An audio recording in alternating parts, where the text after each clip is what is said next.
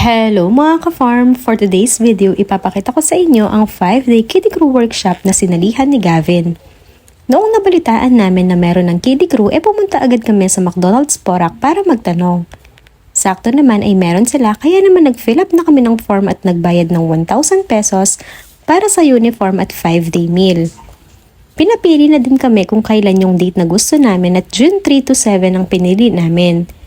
Batch to sina Gavin at Monday to Friday ito. Open din ito sa mga batang edad 3 to 12 years old. 3 days before ng schedule ay nag-text sila para sa orientation. Sa orientation, sinabi nila kung ano yung mga gagawin at meals nila for 5 days. Yung mga kailangang dalhin at dito din ibinigay yung kanilang mga uniform. Pinadala din kami ng dalawang 1x1 picture para sa aming Fetchers ID. Dito din napagkasunduan na instead of 10 AM to 12 PM yung time ay napalitan ng 2 to 4 PM dahil yun ang gusto ng karamihan.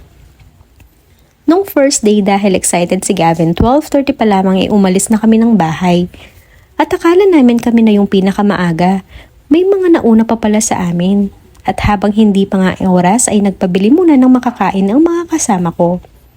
Kaya naman kung balak nyong isama sa kiddie crew yung mga anak ninyo, make sure na magbaon ng pera dahil paniguradong gagastos ka dito. Nagpakilala sila isa't isa at nagpunta sa may beverage area kung saan gumawa sila ng sarili nilang orange juice. Ito na nga din pala yung inumin nila ngayon kasama ng spaghetti na meal nila ngayong first day.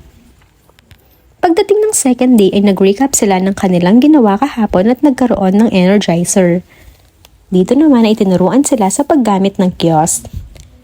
At yung meal nila dito ay Burger McDo at orange juice. Pagdating ng pangatlong araw sobrang lakas ng ulan kaya naman karamihan ay na-late.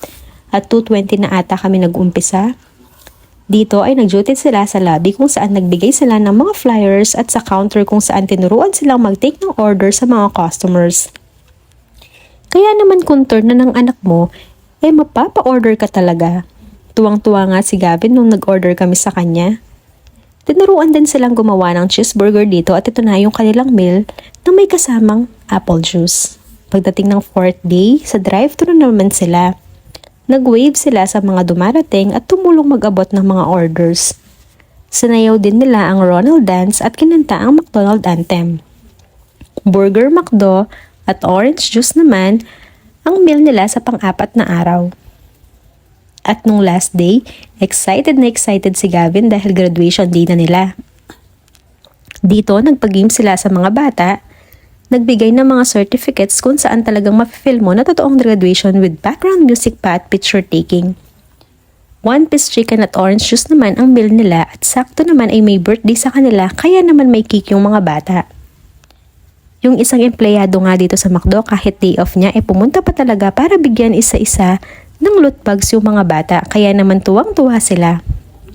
Sobrang babait nga pala ng mga staff nila dito at kahit makukulit ang mga bata, hindi mo talaga sila makikitang magagalit.